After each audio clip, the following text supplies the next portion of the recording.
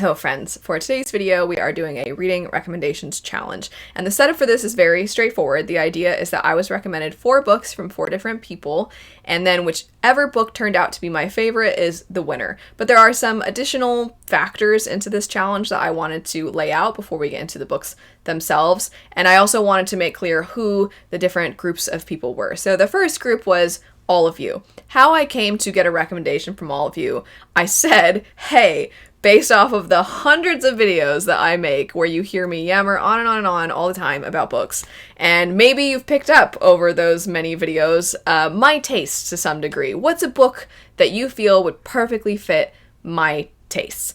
And the book that was recommended was To Shape a Dragon's Breath. I want to make known as well that the difficult part about having all of you recommend me a book is that, of course, nobody off the top of their head is going to know every single thing I've read. So I will say, some of you nailed your recommendations in that they were books that I've read, and I really did love them. But unfortunately, because I'd read them, I couldn't read them for this challenge. It had to be something I hadn't read before.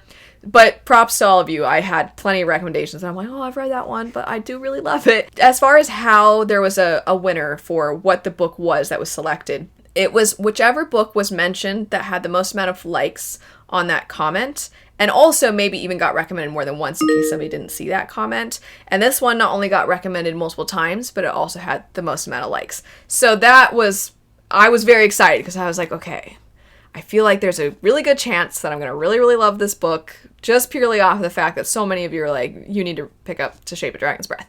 Then I asked my I've been playing too much Expedition 33 because I was about to say my paintress. Anyway, my patrons, I asked my patrons to also recommend me a book, and the book that they ended up picking out was A River Enchanted. And then the books that my friends picked out, they are the other 2. And my friends would be Roger and Joshana. They are also booktubers, so this is informally sort of a bookworms versus booktubers challenge. And obviously booktubers are also bookworms. I'm not trying to throw any shade or anything by by implying that booktubers are just like all about buying books and they don't even read them and they're not even real bookworms or anything like that. It's the square rhombus thing. Like, they're bookworms, they just also happen to be booktubers, the people who talk about the books they like on YouTube. Anyway, so I asked them to recommend me books. They are my friends in real life, so they know my tastes pretty well. But the fun part is that we all have pretty different tastes. Joshana, for example, is one of my best friends, and we've been friends for years. But we never like the same things. It's fascinating because we both like fantasy. We both have a tendency to hate the same things, which is pretty funny, but we don't have a tendency to love the same things. There's been a couple books that we've both liked, and maybe like a TV show here and there that we both enjoy, but we have such different tastes and we gravitate towards different things. And the fun part is both of them were also going to be given recommendations from me and to each other. So it was also kind of a fun, like, kind of buddy reading experience in a sense, a delayed buddy read because obviously they'd already read it and then we're reading one of their recommendations. And it was not meant to be a selfish, I'm gonna force you to read a book I like. It was, I think you would like this based off of what you say you like. So we're giving recommendations to each other. But back to them as people. So Joshana is one of my best friends, but we never like the same things. So I was very curious to see what she would recommend and also to see how I would like it. And then Roger and I tend to have a little bit more overlap as we play a lot of similar video games, and we do have a tendency to like more. We tend to like the same things more often, but there are certain specifics that aren't necessarily always lining up. So I was really curious to see what they would recommend and also how I would feel about their recommendations. The books that they recommend, Roger's recommendation was Dragon Mage, and then Joshana's recommendation was An Accent of Stars. And I knew that she really, really enjoyed this. I knew Roger really enjoyed Dragon Mage. These are both books that I had wanted to get around at some point, so this just kind of boosted them. They were up higher on my TBR and they became a little bit more priority reads. But at the end of the day, I really do feel like everybody recommended books that I could see why they would recommend them. I wanted there to actually be 2 winners, though, for this challenge. And it could have been the same book won 2 different awards, but I should say rather than 2 different winners that there's 2 different awards to be given within this challenge. One of the awards is which book did I like the most of these 4. The other one is which one, based off of the things that I constantly am talking about loving, fits my taste the best. Like, who won as far as they to a T, they know my taste, they recommended the thing that they knew I would like. And I will say, there are two different winners for this, because there's one book that fits my taste perfectly, and there's another one that I liked the most, and they're not the same book. So what I'm going to do is go through all of these books, my thoughts on all of these. I'm going to have little Luna Bear interludes, Luna Bear being my adorable dog who's currently just sleeping right over there. And then we'll kind of wrap up and declare the winners. I do want to say, before I get into the books themselves, a huge thank you to everybody for recommending books to me. It was so fun to have a little bit of a reversal. I mean, obviously all of you give me recommendations all the time, and I do try to get around to them, but having this be sort of a formal recommend me something and I will pick it up layout, it forced me, of course, to then prioritize the recommendation, and it was just great. I really appreciate even if I can't always get around to them, I really appreciate the recommendations that all of you give, and it's just fun because I know it's not like with Roger and Joshana, who are my friends who I talk to all the time. I know I can't have this ongoing back and forth with all of you in the same way, but I do still really feel like it's just great to see, I don't know, I'm getting all corny and cheesy, but it's just great to see people connect over books, and it's fun, and I feel like this was sort of like a return to, I don't know, booktube origins in a sense, where it's just people having fun geeking out over books. So I'm just really appreciative, so I just want to throw that out there. And I also will say, I am going to do a discussion with Roger and Joshana about these, and I'll give more information, probably likely over my community tab, as to when that's going to happen and when it will be live, which will be for patrons, but then the replay, when that's going up and where that's going up. Likely it'll go up on my collaborative channel, World Hoppers, which hasn't gotten as much content up this year because once YouTube changed its AdSense policy, I didn't know how, because the whole channel is dedicated to charity. The AdSense goes to charity. So with those changes, I feared that we weren't going to make any money over there. So I have taken a few more sponsorships here on this channel, and the idea in my head was that I can make enough money through sponsorships on this channel to just pay for the amount that I would normally make through the AdSense on World Hoppers. So that's what I've done, and World Hoppers hasn't gotten a lot of love and attention this year. However, I still will donate things to charity at the end of the year.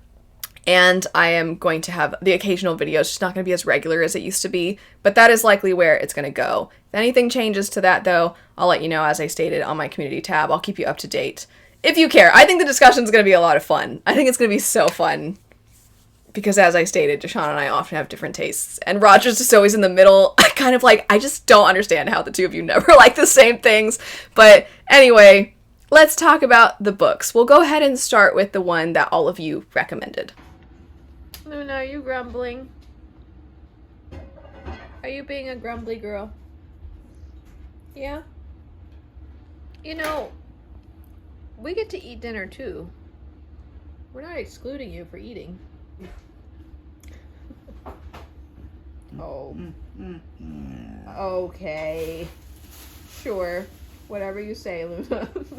You're so cute. I did try really hard with all of these to not talk about them until I'd read them all, and I wanted this video to be the first sort of formal discussion about these books, but I couldn't resist doing a review for this one, so I did end up doing a non-spoiler dedicated review to Shape a Dragon's Breath because I loved it, and because I feel like it's severely underhyped, and I want more people to read it. At the very least, you all, if you've seen the review, you know that I thought this book was absolutely fantastic. The setup is that you follow this young lady named Anakus who ends up essentially becoming the guardian of this dragon egg. And when it hatches, I'm going to say, imprints on her.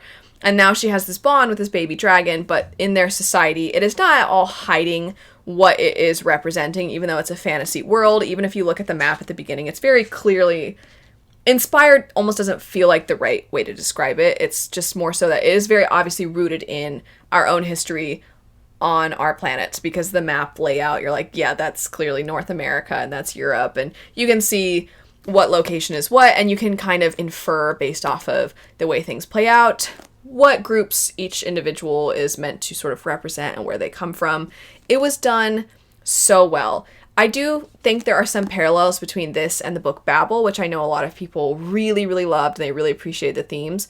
I really appreciated the themes in Babel. I just felt like there were certain pieces of it that I wanted to dig in a little bit deeper. And for me, to Shape a Dragon's Breath, again, I want to emphasize, for me, it was a step above. I really feel like it did all the things I had wanted Babel to do, and it did it with dragons also.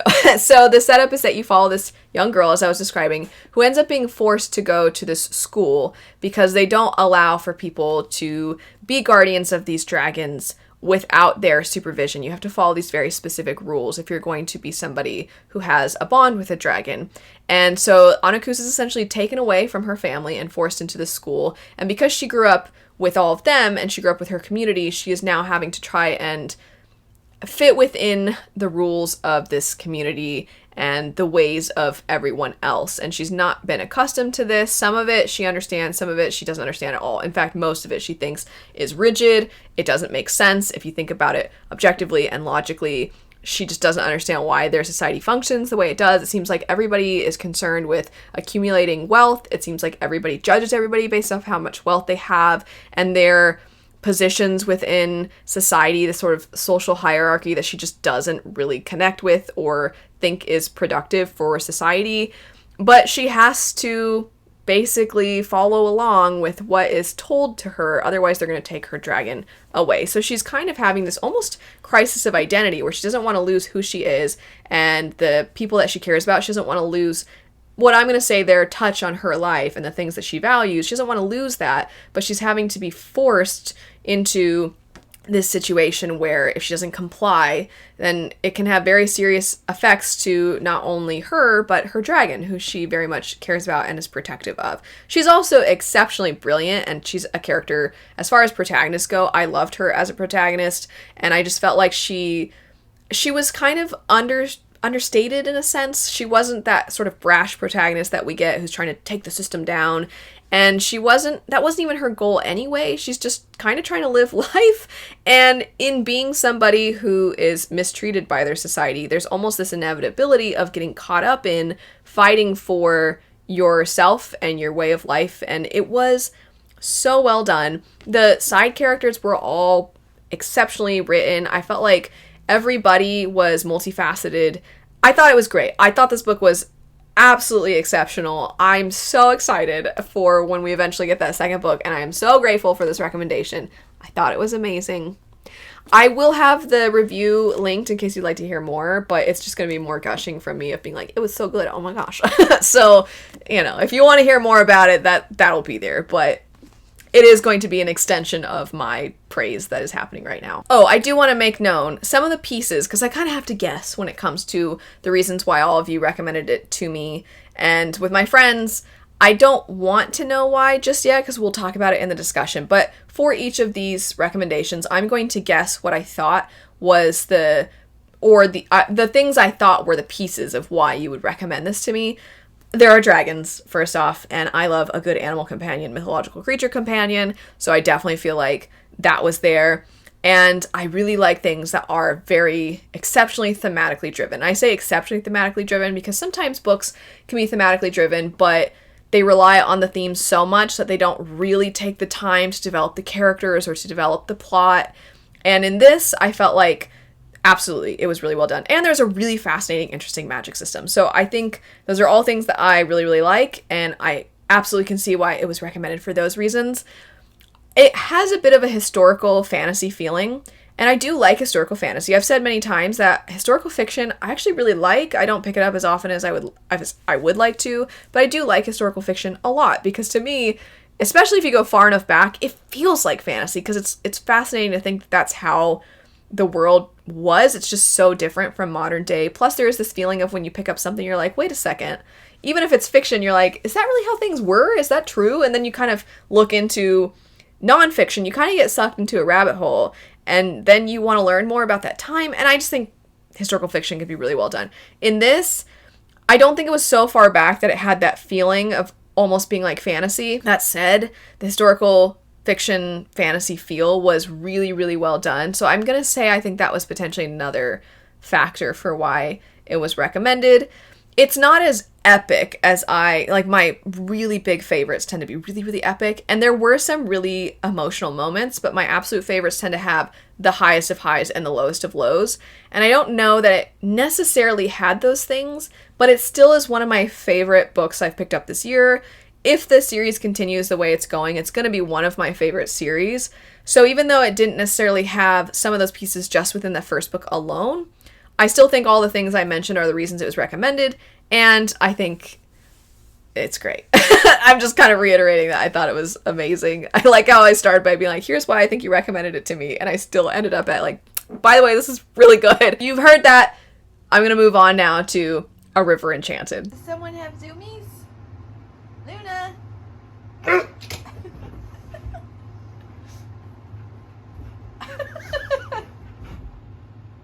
Hi! Oh. Hi! Zoomies! Good morning.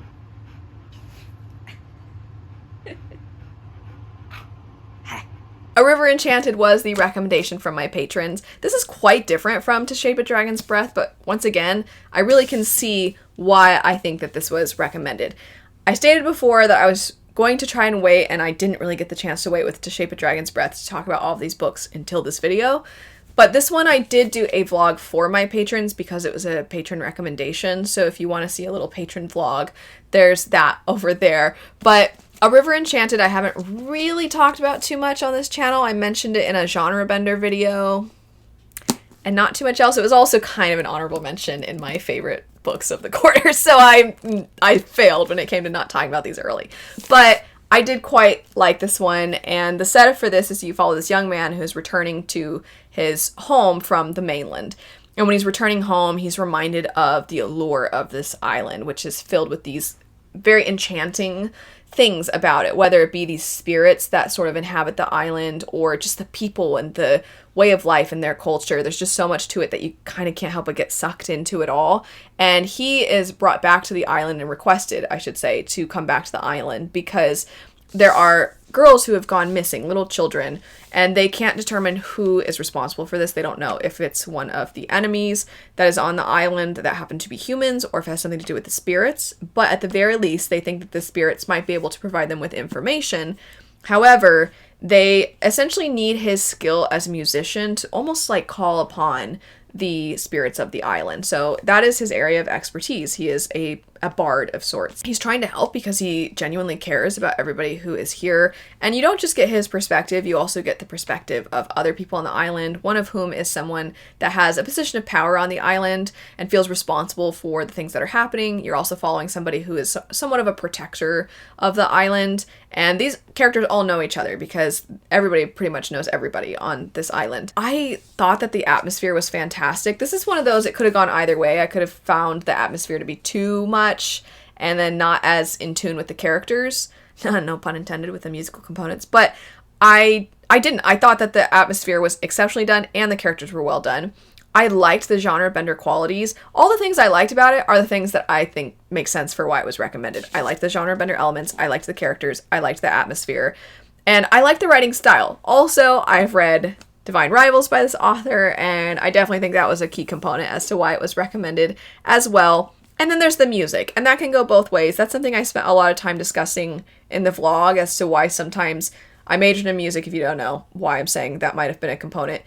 But it can go either way. Sometimes I don't like how it's done. It's pretty clear the author's not a musician, or they think of music in a way that I feel like isn't really true or accurate. It's not that serious.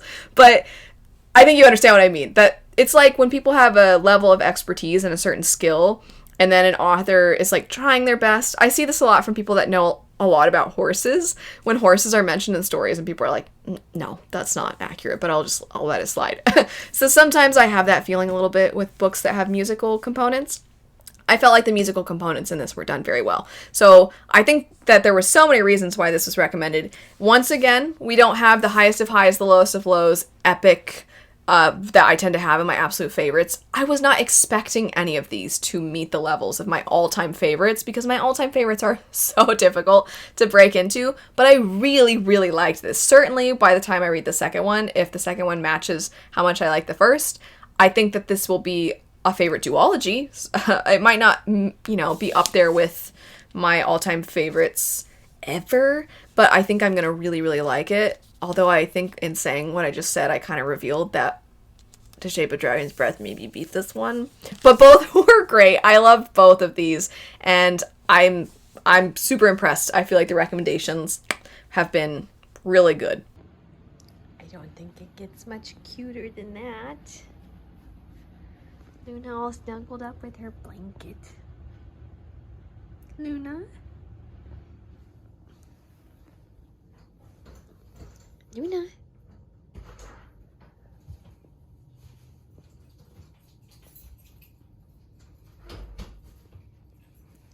You heard Dad was home.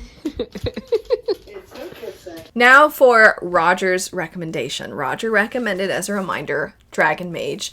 This is a self-pub fantasy story that follows this young man who I've heard in people talking about it, you pick up pretty quickly that he is not your usual protagonist, and he very much sees himself as not like other people, but not in the way like, not like other girls, not like other boys, not that kind of, not like other people protagonists, but genuinely he doesn't seem to think the same way as other people, and when people say something he tends to take it more literally. He prefers to have something to occupy his hands, and he has certain interests that he is a little bit more obsessive toward than maybe the average person seems toward the things that they like. So he just sees himself as set apart, and he's a young boy when the story starts, and other people also kind of see him as set apart. He gets bullied for the things that make him different, and the representation for somebody who is neurodivergent was perfect, in my opinion. It was so well done. It was also so wonderful to see a character like this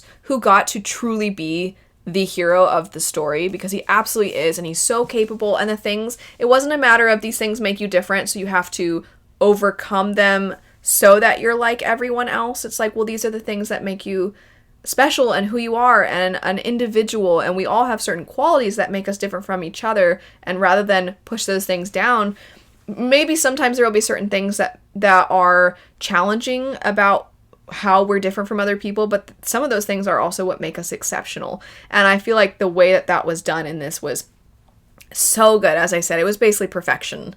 And so I loved that element. I loved this sort of like return to classic fantasy feel that this had, while also embracing elements of more modern works. I feel like it was such a great balance.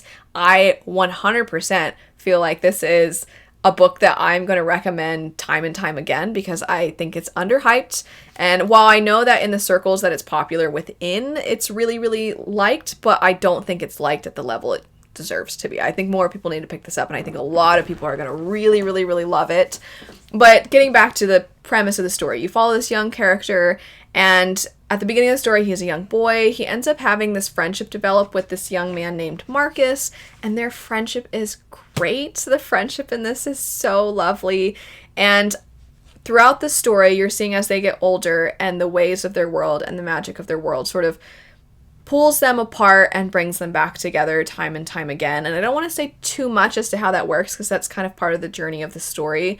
But the setup is that you have certain individuals who are magic users, and they're kind of like the last of their kind, and they are hunted, and their essence is taken from them to be used by basically like sorcerers. Sorcerers don't have their own magic, but they have the ability to use the essence that is pulled from the actual people that do have magic.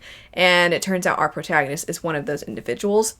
The other character is somebody who is immune to the effects of magic, and both of them are seen as very significant and vital. And this is how you can kind of guess how they're pulled apart and brought back together time and time again, just in how they represent the things that are valued within their society. And the reason these things are wanted is to try and fight back against these void monsters, essentially, that can break through this veil that exists between their world and, from what they understand, this other world where there are monsters. They don't really know too much about it, and the history is sort of lost to time.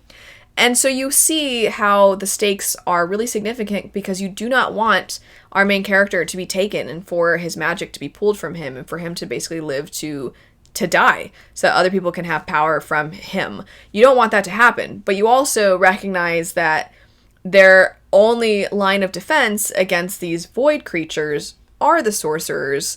So then you don't really know what the solution is. And I do appreciate in stories when there's not a cut and dry answer. And I appreciate when there is sort of this mystery and you're trying to piece together from what you know of the lore, what maybe is going on or what's happening, and then you have sort of reveals as the story progresses.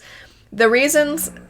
Luna just grumbled if you heard her. The reasons I imagine this is recommended is because of the representation and the protagonist himself, which 100% I absolutely loved. And then I think that the friendship components are some of the best I've ever seen. I absolutely loved the friends in this story. I liked the way that the writing was done, and I did like, it is kind of epic fantasy, just currently in standalone form. There are intentions for there to be more books in this, but it concludes in a way that feels like it is somewhat satisfying. It doesn't end on this like absolute cliffhanger.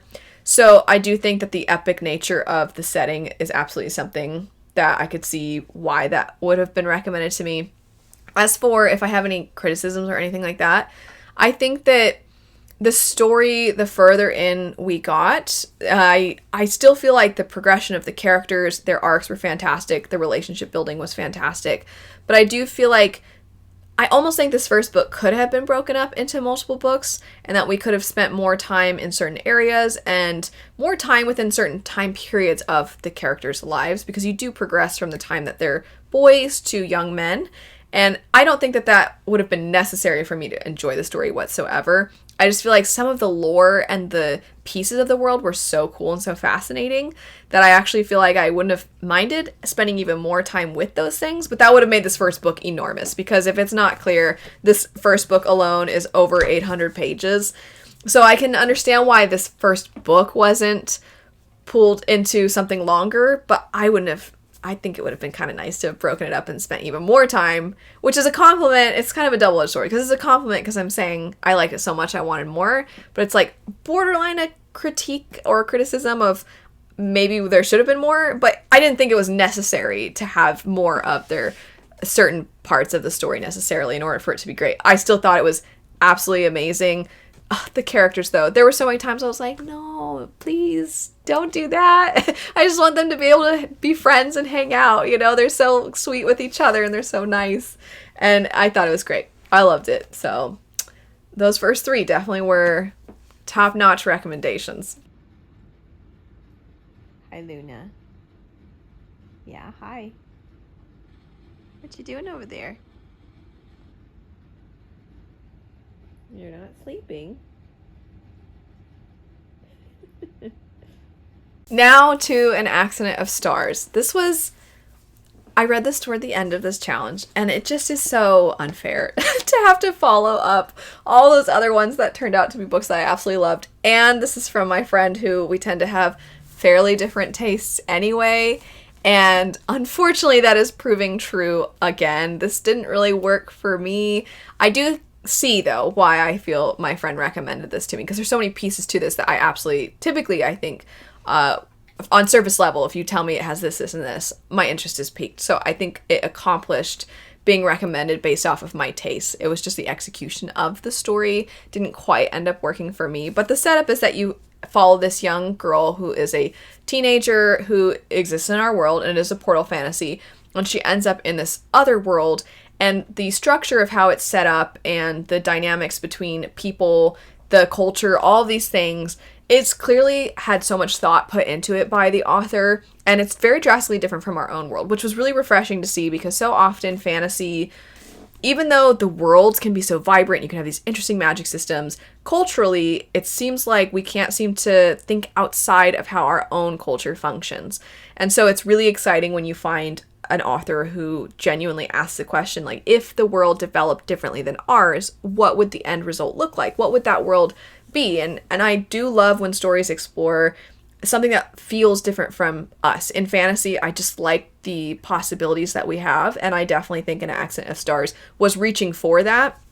I do think this is where my criticisms also come into the picture, though, in that some of the ways that the culture functioned differently from our own, I didn't feel like it really felt as relevant to the things that were transpiring, meaning you could have taken some of the things that make their culture different out of the story and it would not have changed the story whatsoever.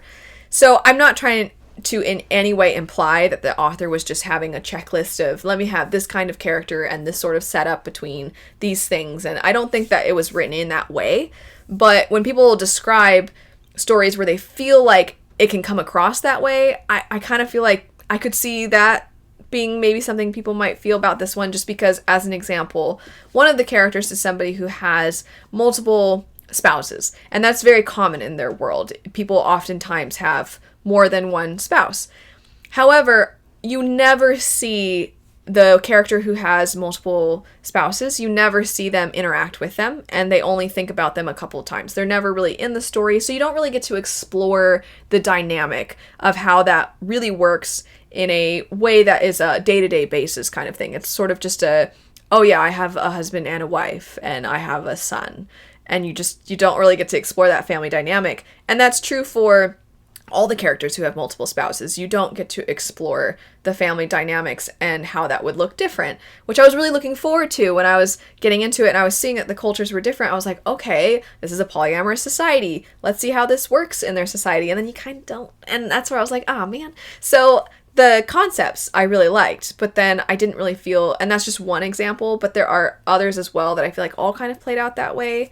And I think the only way that it was like really an integral part of the plot for this to be a part of their culture is that it does play a role in the politics, because there is this person who's an antagonist, and they have essentially two spouses, and they happen to sort of have joined with one, and then, as far as you know, when you're getting into the story, because it's a portal fantasy, so you're kind of initially seeing the story through the character that goes into this world, you have the information that there's one of the spouses that they joined with and the other one they pushed out, and they seem to think that that person is dead, and that the reason they pushed them out is because they would have been too much of a rival. They didn't really want to share power, and even though that would have been better for all of society if they had shared power, because they would have pushed each other to be better and better, this individual just didn't seem to want to have to share power, and they wanted to rule in their own way, and so they took it upon themselves to claim power.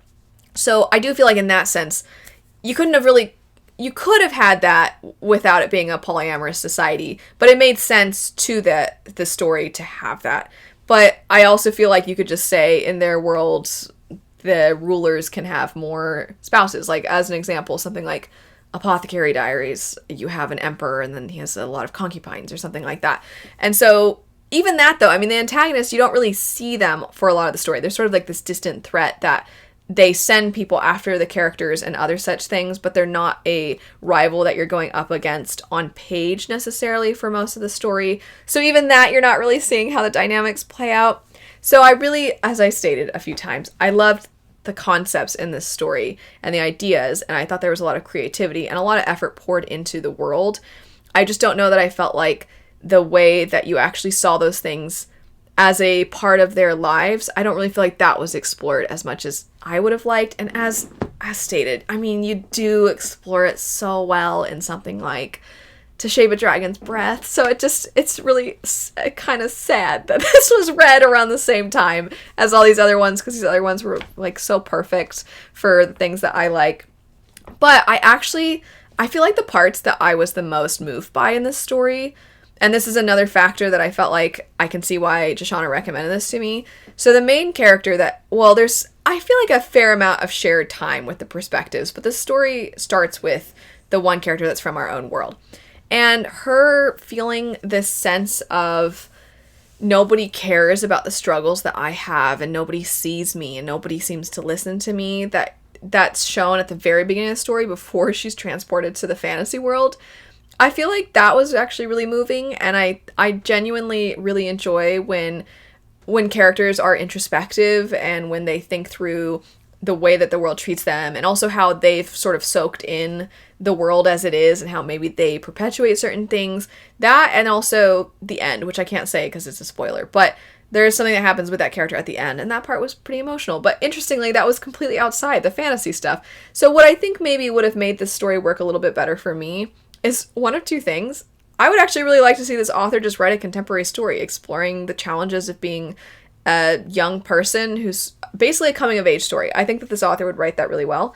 And then also, I actually kind of think I would have liked this if it wasn't portal fantasy, because then we could have maybe had less time being like, this is how our society works. And instead of having to explain it to somebody, we could have just sort of shown you how society works by just completely removing the portal fantasy character and just having characters that exist in this world. I think I would have liked that maybe a little bit more. So it had a lot of pieces that are absolutely applicable to my tastes. I just think that the way that everything played out didn't quite line up. So once again, Deshauna and I can't seem to line up. It's another strike for us. But one of these days, we're going to find the book that we both absolutely love. It'll happen. Funny enough, one of the few books that both of us really enjoy is not fantasy. So yeah, we'll find it. We'll keep trying. It will happen. Or maybe it won't. Our friendship will prevail.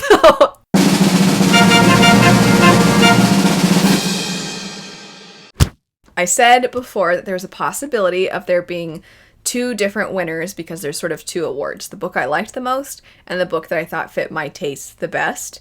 And it was possible for one book to win both these awards, but also there was a chance that it'd go to 2 different books, and that is what ended up happening. It went to 2 different books. So first up, the book that I ended up liking the most, which maybe was evident by how I talked about it, but that would be To Shape a Dragon's Breath. This was amazing. I don't really have any criticisms of this book. I thought it was basically perfect. I am not necessarily somebody who's the biggest school setting person. I like school settings, but I would by no means say it's a bookish buzzword for me. If you say as a school setting, I'm just kind of like, okay, well, it doesn't really mean anything to me. It's like it could be a good thing, it could be a bad thing, I don't know, we'll see. If you say, oh, there's animal companion or mythological creature companion, I'm like, okay. And I just immediately, like, I want to know more. It's like if someone said, oh, it's Final Fantasy in book form. I'm just like, well, then give it to me. I don't need to hear anything else. The school setting part of it. If you're sort of just pulling apart surface level things that we say, like, this is what I like.